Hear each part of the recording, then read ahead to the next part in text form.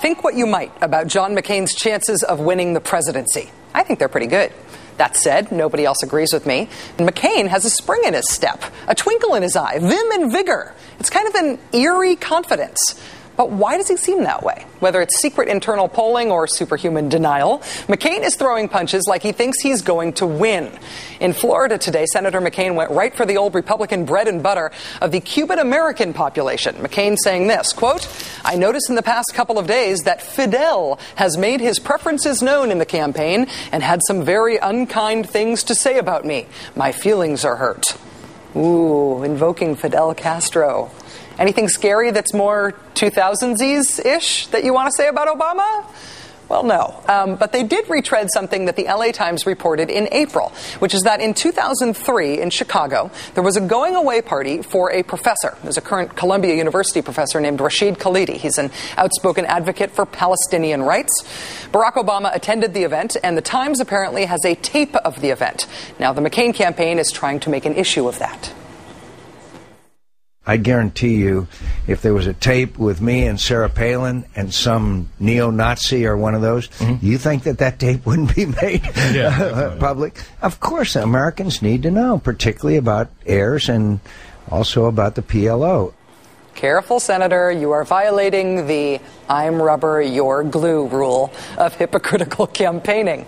According to reporter Seth Coulter-Walls of the Huffington Post today, John McCain was chairman of the International Republican Institute when that organization sent hundreds of thousands of dollars to a Palestinian research center, co-founded by, say it with me now, Rashid Khalidi, same guy.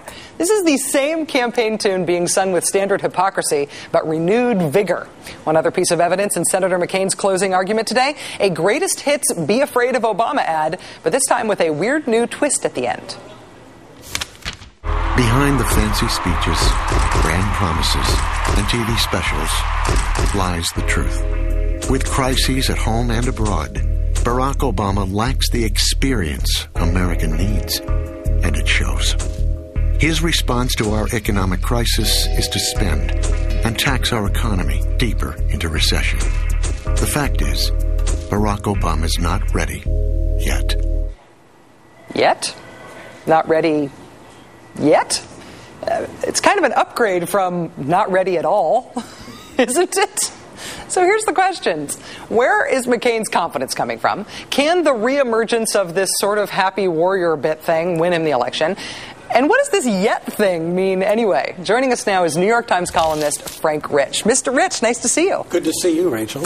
First I have to ask you, yet? Not ready yet? Will he be ready next week? What's the idea? Maybe it's a Florida thing, slight, Yiddish inflection yet already. But, I think there were people who are no longer with the McCain camp who were at the start saying one way to run this campaign would have been to actually do a positive campaign, say, I respect Barack Obama and mean it, but the guy isn't ready yet, and for now you need someone with more experience.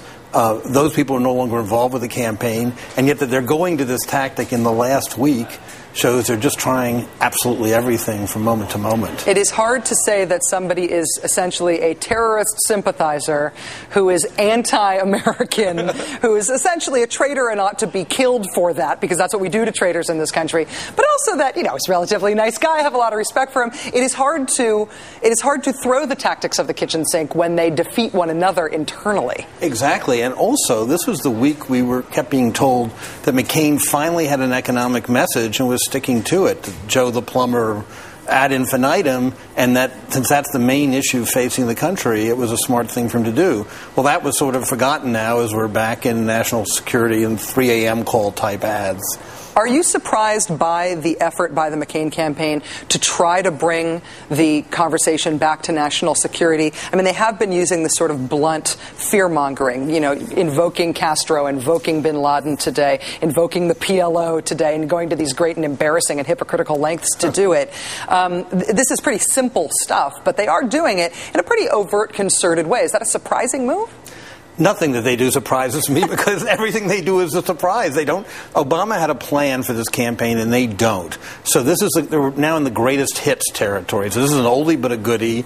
It worked for Bush. in other campaigns long ago, but people are not thinking about this now, and I think, as we saw with the response to the Bill Ayers thing, they're just basically tuning it out. Well, they don't need to get everybody to think about it, but if they can move key constituencies in key states with this stuff, that might be what they need. It seems to me, particularly because of where McCain was when he was making these accusations today in Florida, that this is a specific effort to try to move Jewish voters in Florida, to try to turn them against Obama. Well, yeah, I'm sure that's the case. And if I may say, speaking as someone who is actually Jewish, I find the pandering to the Jewish community in the most base terms really offensive. And, if they want to get into this sort of guilt by association thing that people, American Jews could point out, they're made uncomfortable, as I am, by Sarah Palin going to a church that plays host to Jews for Jesus, which is an attack on the Jewish religion. But I think they're underestimating the intelligence of American Jews just as they are as every other constituency. And, if he really wanted to pander, he probably should have put Lieberman on the ticket anyway. He missed that call big time. Well, Lieberman at this point is the only one who hasn't said he really would be doing better if he had picked me, the way that Tom Ridge said in Pennsylvania.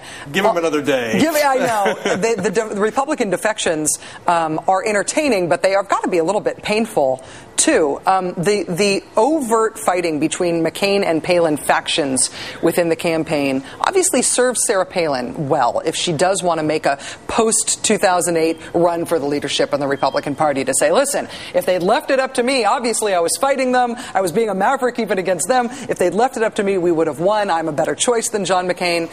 Is there any way in which it serves John McCain as well?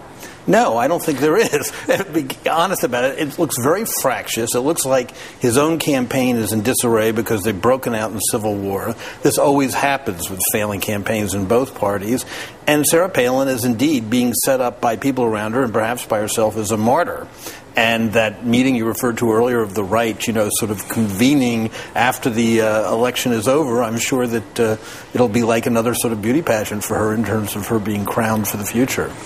Frank Rich, New York Times columnist, thanks for being here. Nice to see you. Nice to see you. Thanks for having me.